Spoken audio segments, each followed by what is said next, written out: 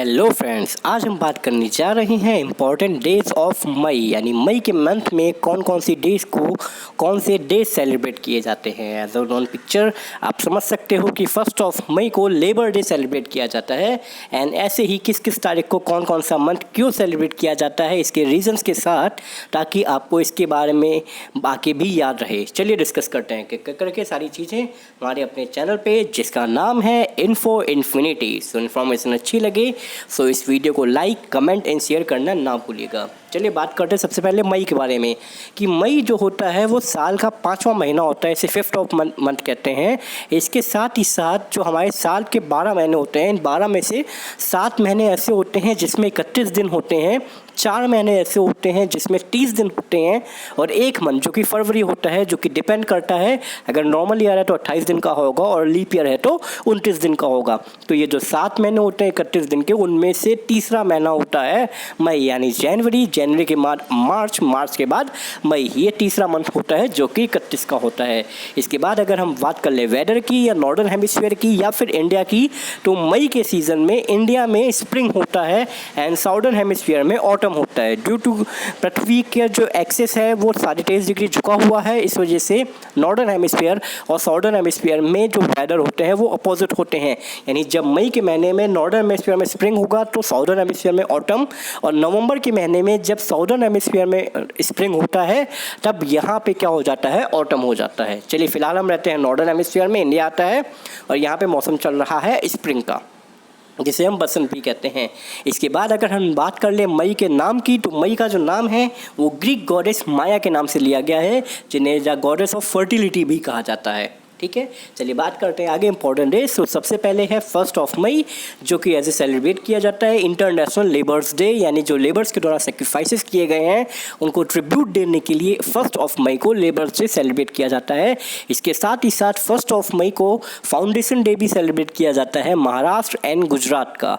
ये हमारे महाराष्ट्र और गुजरात के बारे में जानिए कि वीडियो अलग सीरीज़ बनी हुई है, आप उसमें भी देख सकते हैं कि हमने कैसे महाराष्ट्र और गुजरात के बारे में बता रखा है कि उनका फाउंडेशन डे क्यों सेलिब्रेट किया जाता है, क्योंकि इसी दिन स्टेट ऑफ बॉम्बे प्रोविंस से 2 टुकड़े हुए थे, महाराष्ट्र राज्य के और गुजरात राज्य के।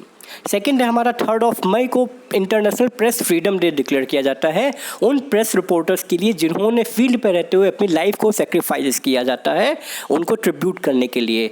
उसके बाद 4 मई को international fire fighters day celebrate किया जाता है उन फायर फाइटर्स के लिए जो कि फील्ड पे अपनी लाइफ के लिए सेक्रीफाइसेस करते हैं। इनिशियली ये तब स्टार्ट किया गया था जब ऑस्ट्रेलिया में एक आग के चलते हुए 5 फायर फाइटर्स ने अपनी जान दे दी थी लोगों की जान को बचाते हुए। तो ऑस्ट्रेलिया में उन फायर फाइटर्स को ट्रिब्यूट देने के लिए international fire fighters day celebrate किया जाता है 4 मई को। नेक्स्ट है 5 मई, ये सेलिब्रेट किया जाता है वर्ल्ड लाफ्टर डे।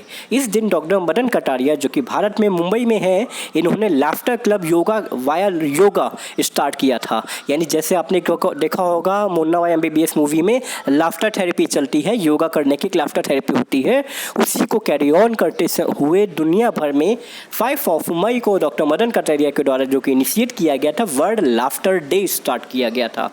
नेक्स्ट है 8 मई, वर्ल्ड रेड क्रॉस डे। इस दिन नोबल का पहला फर्स्ट नोबल पीस प्राइज मिला था हेमंत डोनाल्ड को, जो कि पीस के लिए, शांति के लिए प्राइज दिया गया था। इस दिन सेलिब्रेट किया जाता है world red cross day. Next है 9 मई, विक्ट्री डे।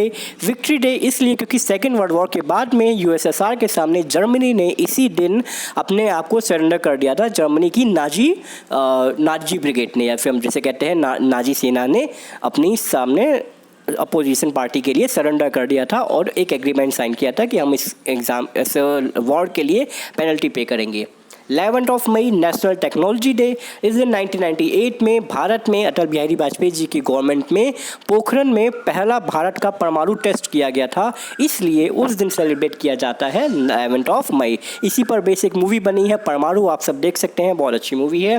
12 मई, इंटरनेशनल नर्सेज डे। इस दिन फ्लोरेंस नाइटिंगेल का बर्थडे होता है, जिन्हें the founder of modern nursing भी कहा जाता है। इसके साथ साथ लेडी विद द लैम्प के नाम से भी ये फेमस हैं। इटली की बॉर्न है और इनकी डेथ हुई थी ब्रिटेन में 1910 में। बॉर्न हुआ था इनका 1820 इटली।